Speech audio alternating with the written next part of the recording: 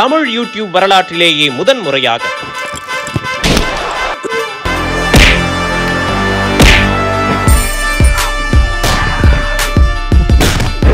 Social மீடியாக்களில் கலக்கிக் கொண்டிருக்கும் 15க்கும் மேற்பட்ட காமெடி பிரபலங்களை வைத்து நடத்தப்பட்ட பிரம்மாண்டமான wrestling comedy show.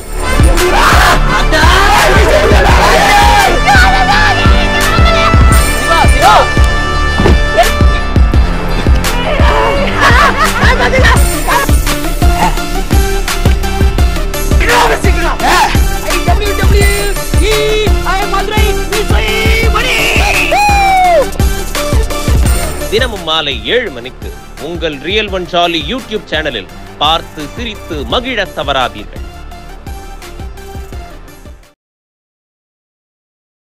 Savukku Shankar மீது அவதூறு வழக்கு போட்டது, பத்திரிகை சுதந்திரத்தை பற்றி பேசக்கூடிய திராவிட முன்னேற்ற கழக அரசாங்கம் அவரை கைது செய்தது தவறு என்ற நிலைத்தான் நான் இருக்கிறேன். அதையும் தவிர அவர்கிட்ட கஞ்சா இருந்தது அப்படின்னு சொல்லிட்டு அவரையே அங்கே சிறையில் வச்சு அடிக்கிச்சாங்க.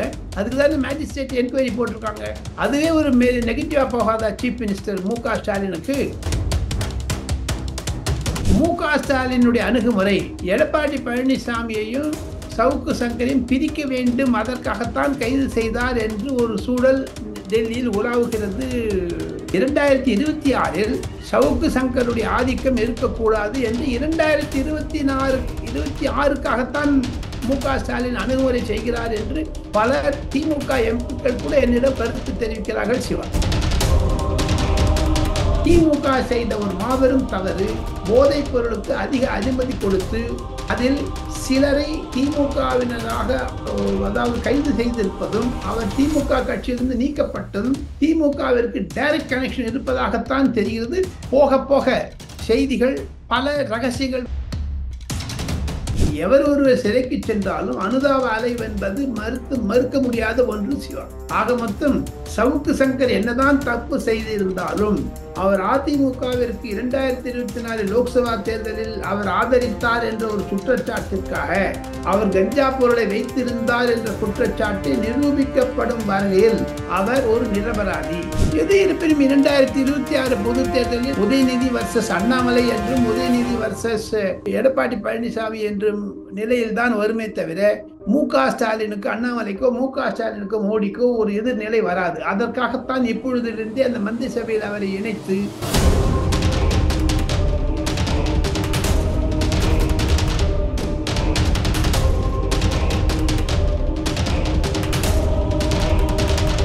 ரியல் ஒன் வாய்ஸ் நேயர்களுக்கு நண்பர்களுக்கு வணக்கம். டெல்லியில இருந்து தொடர்ச்சியாக நம்முடைய ரியல் ஒன் வாய்ஸ் நேயர்களுக்கு பல்வேறு முக்கியமான அரசியல் நிகழ்வுகளை பகிர்ந்து கொண்டிருக்கும் மூத்த பத்திரிகையாளர் டெல்லி ராஜகோபாலன் சார் அவர்கள் இப்போது நம்முடன் இருக்கிறார். வணக்கம் சார். நமஸ்காரம். நமஸ்காரம் சிவா. இப்போ கைது செய்யப்பட்டிருக்கக்கூடிய சவுக்கு சங்கர் அவர்களுக்கு 15 நாட்கள் நீதிமன்ற காவல் கொடுத்திருக்காங்க.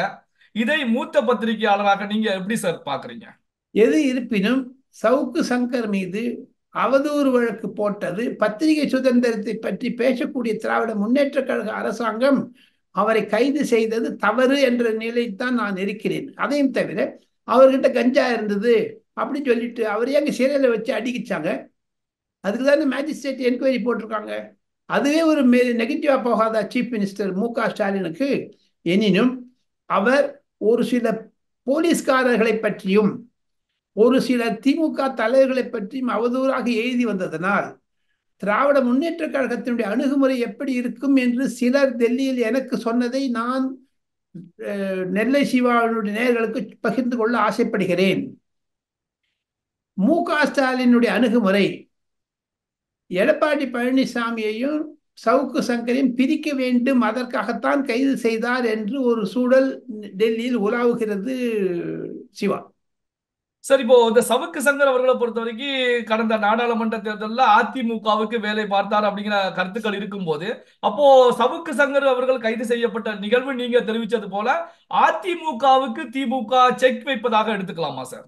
ஆமா ஆமா ஆமா அப்படிதான் கேட்டு அவர் 2 பேர் பிரிக்கிறதுக்கு பாக்குறாங்க, வேற ஒண்ணுமே இல்லை.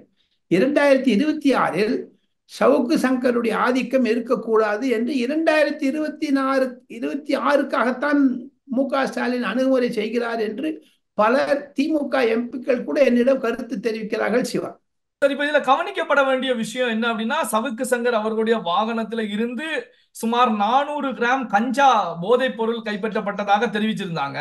பிரதமர் மோடி அவர்கள் தமிழகத்திற்கு பிரச்சாரம் வரும்போது கூட தமிழகத்துல போதைப் பொருள் நடமாட்டம் மிகப்பெரிய அளவுல இருக்கிறது அப்படிங்கிற கருத்துக்களை பிரச்சாரத்துல முன் வச்சாங்க.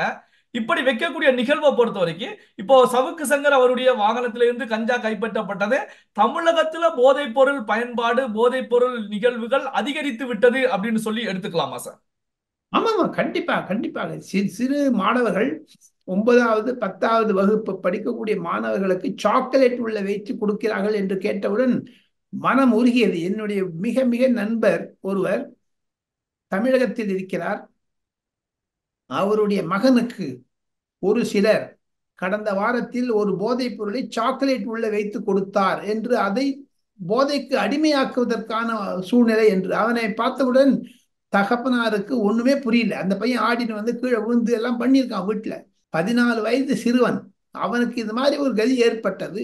அதைத்தானே எடப்பாடி பழனிசாமியும் அண்ணாமலையும் சீமானும் அன்புமணி ராமதாசும் அடிக்கடி சொல்லிக் கொண்டு வருகிறார்கள், தமிழகத்தில் போதைப்பொருள் அதிகமாகிவிட்டது என்று. ஏன் பொன் ராதாகிருஷ்ணன் 3 வருடங்களுக்கு முன்னாடி சொன்னாரே, சட்டசபையில் எடப்பாடி பழனிசாமி பேசியிருக்கிறாரே.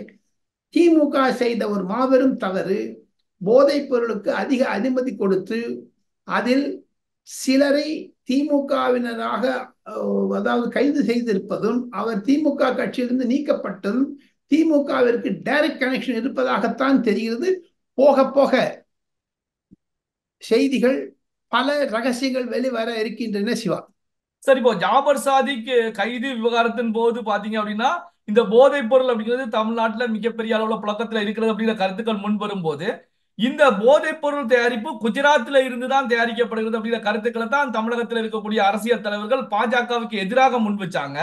ஆனால் இப்போது பாத்தீங்க அப்படின்னா இந்த போதைப் பொருள் விவகாரம் தமிழகத்துல மிகப்பெரிய அளவுல இப்போ சவுக்கு சங்கர் மூலமாக அவருடைய வண்டியில இருந்து கைப்பற்றது மூலமாக வரக்கூடிய நிகழ்வை பொறுத்த வரைக்கும் அப்ப தமிழ்நாட்டுல போதைப் பொருள் புழக்கம் அதிகமாக இருக்கிறது அப்படிங்கிறத நிரூபிக்கக்கூடிய வகையில இருக்கக்கூடிய நிகழ்வை பொறுத்த வரைக்கும் இது திமுகவுக்கு பின்னடைவை ஏற்படுத்துமா, ஏற்படுத்தாதா சார்? கண்டிப்பாக. எந்த மாநிலத்தில் வந்தாலும் போதைப் பொருள் தமிழர்களைத்தானே தாக்குகிறது. அது குஜராத்தில் இருந்து வரட்டும், எங்கிருந்து வரட்டும், தமிழர்களைத்தானே அது தாக்குகிறது. அந்த பின்னணியில் பார்த்தால் கண்டிப்பாக 2026 வருட தேர்தலுக்கு முன்பாக மு.க.ஸ்டாலின் முதலமைச்சர், மாண்புமிகு முதலமைச்சர் சரிவர ஒழுங்கு நடவடிக்கை எடுக்கவில்லை என்றால் இது தமிழகத்திற்கு ஒரு பேர் ஆபத்தாக முடியும். நரேந்திர மோடி பிரதமர் அமைச்சர் அவர்கள் மேட்டுப்பாளையத்திலும் வேலூரிலும் பேசியதனுடைய தாக்கம் தேர்தல் முடிவு வருவதற்கு முன்பாகவே கூட, ஜூன் 4ஆம் தேதிக்கு முன்பாகவே கூட நர்காட்டிக் கண்ட்ரோல் பியூரோ ஒரு எஃப்ஐஆரை செய்து அதற்கு மேலான ஒரு நடவடிக்கை எடுத்தால் சில முக்கிய தமிழ் புள்ளிகள் மாட்டிக்கொண்டாலும் ஆச்சரியப்படுவதற்கு இல்லை. சிவா, சார், இப்போ பாத்தீங்கன்னா தலை சிறந்த 3 ஆண்டு தலை நிமிர்ந்த தமிழ்நாடு அப்படின்னு சொல்லி தமிழக முதலமைச்சர் மு.க.ஸ்டாலின் அவர்கள் 3 ஆண்டுகள் நிறைவடைந்து 4ஆம் ஆண்டுக்குள் திமுக ஆட்சி செல்லக்கூடிய நிகழ்வை தன்னுடைய எக்ஸ் பக்கத்துல போட்டிருக்காங்க. இதை நீங்க எப்படி சார் பாக்குறீங்க? வாழ்த்துக்கள் அவருக்கு. நான் 3 ஆண்டு செய்து பொதுமக்களால் தேர்ந்தெடுக்கப்பட்டவர், ஜனநாயக ரீதியாக முதலமைச்சராக இருப்பவர். அவருக்கு சொல்லக்கூடிய வாழ்த்துக்கள். எது இருப்பினும் ரியல் ஒன் நேயர்கள் மூலமாக நெல்லை சிவா, ராஜகோபாலன் ஒரே ஒரு வேண்டுகோள். திராவிட முன்னேற்ற கழக தலைவர் மு.க.ஸ்டாலினுக்கு, ஐயா ஸ்டாலின் அவர்களே, இனி வரக்கூடிய நாட்களில் போதைப் பொருள், மணல் கொள்ளை, பலாத்காரம், சிறுமிகள் தாக்குவது, மணல் அதையும் தவிர கொலைகள் நடப்பது தங்களுடைய ஆட்சிக்கு மகிமையை சேர்க்காது. எது இருப்பினும் இதை ஒரு வருடத்தில் சரி செய்யவில்லை என்றால் 2026 திராவிட முன்னேற்ற கழகம் ஆட்சியிலிருந்து அகற்றப்படுவதற்கான அடித்தளங்களை மு.க.ஸ்டாலினை தங்களுடைய ஊழியர்கள் மூலமாகவும் திமுக தலைவர்கள் மூலமாக வகுத்து கொடுக்கிறாரோ என்ற சந்தேகம் கூட ஏற்படுகிறது. இது ஒரு முன்னெச்சரிக்கையாக எடுத்துக்கொள்ள வேண்டும் மு.க.ஸ்டாலின் அவர்களே. சரி, இப்போ சவுக்கு சங்கர் அவர்கள் தாக்கப்பட்ட நிகழ்வை பொறுத்த வரைக்கும் அரசு தரப்பில இருந்து வாகன விபத்தின் மூலமாக ஏற்பட்டது அப்படிங்கிற கருத்துக்களை முன்வைக்கிறாங்க. ஆனால் சவுக்கு சங்கர் அவர்களுடைய வழக்கறிஞர் அவர்களை பொறுத்த வரைக்கும் காவல்துறை கடுமையாக தாக்கி இருக்கிறது அப்படிங்கிற கருத்துக்களை முன்வைக்கிறாங்க. இதோட உண்மை தன்மை என்ன சார்? என்ன நடந்ததாக இருக்கும் சார்? இது கோர்ட்ல இந்த கேஸ் நடக்கிறதுனால சிவா அது பற்றி கருத்து தெரிவிப்பது தரவது எது இருப்பினும் சவுக்கு சங்கருடைய ஆர்குமெண்ட் வழக்கறிஞர் மூலமா சொல்லுவதை அவர் நிரூபிக்க வேண்டும். அதற்கு மாஜிஸ்ட்ரேட் அவர்கள் ஆர்டர் பண்ணியிருக்காங்க, என்கொயரி ஆர்டர் பண்ணியிருக்காங்க. அதுல கண்டிப்பாக ஒரு முடிவு வரும் அதற்கு என்று நான் நினைக்கிறேன் சிவா.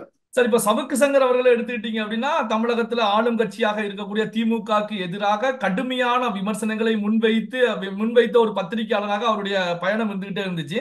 இந்த அடிப்படையில இப்ப கைது நடவடிக்கையின் மூலமாக எதிர்ப்புகள் ஒரு பக்கம் சவுக்கு சங்கருக்கு அதிகமாக இருந்தாலும் அதே அளவுக்கு அவருக்கு ஆதரவு கோஷங்களும் இன்னொரு பக்கம் அதிகமாகவே இருந்துகிட்டு இருக்கு.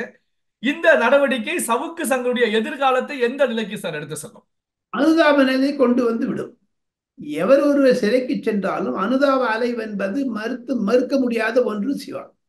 ஆக மொத்தம் சவுக்கு சங்கர் என்னதான் தப்பு செய்திருந்தாலும் அவர் அதிமுகவிற்கு 2024 லோக்சபா தேர்தலில் அவர் ஆதரித்தார் என்ற ஒரு குற்றச்சாட்டிற்காக, அவர் கஞ்சா பொருளை வைத்திருந்தார் என்ற குற்றச்சாட்டு நிரூபிக்கப்படும் வரையில் அவர் ஒரு நிரபராதி என்று தான் வழக்கறிஞர்கள் வாதாடுகிறார்கள். அதுதான் ஒரு உண்மை நிலைமை சிவா. சார், அதாவது தேர்தல் ரிசல்ட் வந்த பிறகு தமிழ்நாட்டை பொறுத்த வரைக்கும் திமுக அமைச்சரவையில மாற்றம் நிகழ போகிறது அப்படிங்கிற கருத்துக்கள் ஊடக வாயிலாக வெளிவந்துகிட்டே இருக்கு.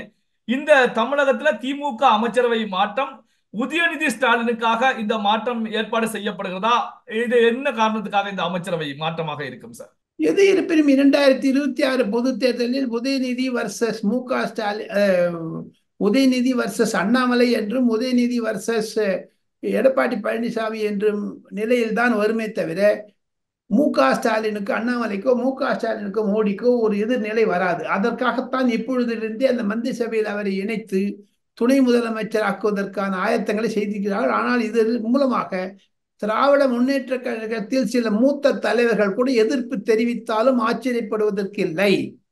காரணம், பழனிவேல் தியாகராஜன் இதை எப்படி வரவேற்பார்? அவரே சொல்லியிருக்கார் 30,000 கோடி அடிச்சுட்டாங்கன்னு டேப் ரெக்கார்டில் ஆதாரபூர்வமாக இருக்கிறது. இதுவரைக்கும் ஒரு விதமான சட்ட நடவடிக்கை அவர் மீது எடுக்கவில்லை. என்ஃபோர்ஸ்மெண்ட் டைரக்டரேட்டோ தமிழக சிபிசிஐடியோ ஒன்றும் பண்ணல. ஸோ திமுகவில் ஒரு சலசலப்பை உண்டாக்கும் அது. சார், இப்போ அடுத்த கேள்வி என்ன அப்படின்னா சார், ஒரு முக்கியமான கேள்வி. இப்போ சவுக்கு சங்கர் அவருடைய கைது விவகாரம் இப்போ டெல்லியில எப்படி சார் இருந்துகிட்டு இருக்கு? டெல்லி மீடியாக்கள் எப்படி சார் பாக்குறாங்க? அது அது ஒரு பத்திரிகையாளரை தாக்கியது, பத்திரிகையாளர் மீது கஞ்சா பொருள் வைத்திருப்பது என்று சில ஆங்கில ஊடகங்களிலும் ஆங்கில யூடியூப்களிலும் ஹிந்தி டியூப்லும் வருகிறது. அது திராவிட முன்னேற்ற கழகத்திற்கு எதிர்வினையாகத்தான் வருகிறது சில செய்திகள். சார், எப்பவுமே நம்முடைய ரியல் வாய்ஸ் நேயர்களுக்கு இறுதியாக நீங்க ஒரு ஹிண்ட்ஸ் கொடுப்பீங்க. அது மிக முக்கியமான ஒரு நிகழ்வாக இருக்கும். நீங்க சொன்ன தகவல்கள் எல்லாமே பாத்தீங்க அப்படின்னா எதிர்காலத்துல 90% நீங்க சொன்ன தகவல்கள் உண்மைத்தன்மை நடந்தேறி இருக்கிறது. இந்த அடிப்படையில இந்த வீடியோ பதிவுல நம்முடைய ரியல் வாய்ஸ் நேயர்களுக்கு இந்த அரசியல் குறித்து நீங்க தெரிவிக்கக்கூடிய ஹாட் நியூஸ் என்ன சார்?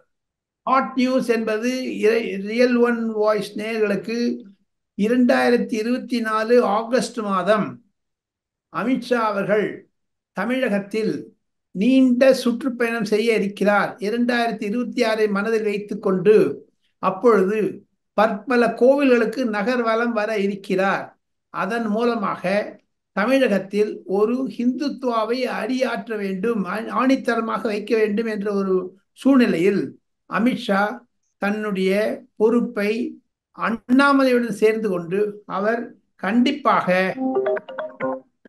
நடைபாதை மூலமாக செய்தால் அது மிகப்பெரிய ஒரு தாக்கத்தை தமிழக அரசியலில் ஏற்படுத்தும். திமுகவிற்கு அது ஒரு எதிர்வினையாக வரும் என்பதுதான் என்னுடைய எக்ஸ்க்ளூசிவ் நியூஸ் சிவா. பல்வேறு முக்கியமான நடப்பு அரசியல் குறித்து நம்முடைய ரியல் வாய்ஸ் நேயர்களோடு பகிர்ந்து கொண்டதற்கு ரொம்ப நன்றி சார். தேங்க்யூ. நமஸ்தே. நமஸ்தே.